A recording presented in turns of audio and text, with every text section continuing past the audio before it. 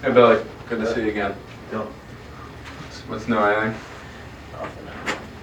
Well, basically, this is our final meeting, and it's just a little bit of, I just want to sort of revisit, what we talked about and what we went through. We did the first meeting presentation where I talked about a little bit about how Brown & Brown differentiates ourselves from other brokers, how we're decentralized, but most importantly, what collective wisdom is. Do you remember a little bit about what collective wisdom is, or?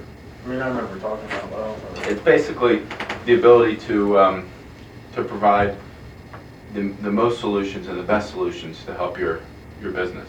So basically, like this calculator is like a box, and we put all of your knowledge in it, all of my knowledge, and all of Brown & Brown's knowledge, all of our knowledge together, and it prints out the best program for you. The best, remember the bungee cord example? The best bungee cord. That was great. Was it? I loved it. All right. Well, and through that entire process, there were some interview style questions, and brings us to today. Today I have a couple things that I pointed out that I think that we will be able to build that bungee cord through if you decide and when you decide to come with us. Okay. Okay. One thing, how many employees do you have? 30. Do you offer benefits for them? Oh. All of them. So what if, do you have any type of procedure in place for, for your accounting staff, or for when you get a new employee in, and they have to fill out forms? Do you have any checks and balances in reference to that? Human Resources Department handles it. Okay. Do you have any foolproof plan in place so that there's no mistakes made, or I mean, I think checks they and know. balances? I think they know what they're doing back Do you there. provide training for them and everything like that? I don't know. They're human resources, so I just thought that if I hire them, they'll know what they're doing. Right, and 9 times out of 10, 9.9 times out of 10 they will. But just imagine this, what if, God forbid, something happens and say your HR manager enters something incorrectly into the computer, and a woman or a man employee gets extremely ill, has to go to the doctor, and for some reason or another they end up, God forbid, dying.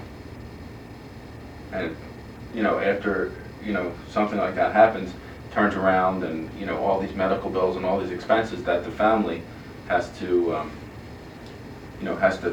fit, and has to assume all those bills.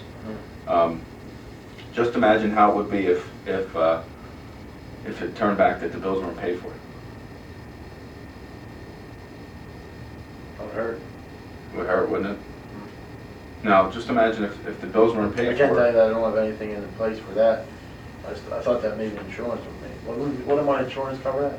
Well, see, the thing is, most general liability policies don't cover that. Okay. And to put that on, to cover that, which is a big exposure, God forbid something happens, that's going to be one of those catastrophic events that is going to be, you're going to be named in a lawsuit. That could take weeks, months to. You see what I'm trying? Where No, I do. I'm getting at? Well, do I have the coverage, or? To put that covered, unfortunately, or fortunately for me, not unfortunately for you, you haven't had anything like that happen yet, correct?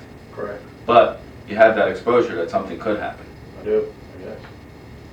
That example is pretty real world, wasn't it? You have 30 employees, and God forbid one of them gets hurt, something like that could happen, right? Yeah. You don't have that coverage. I don't. You don't. Must be And expensive. no, the thing is that it's only, to add an endorsement like that to your policy is only $300 or $400. Wonder why a broker didn't put it on. I don't know. The good thing is that we caught it, we're able to fix it, move forward, and build the best bungee cord that we can for you. I want to buy it. Do you? I want to buy it from you. Let's sign right now.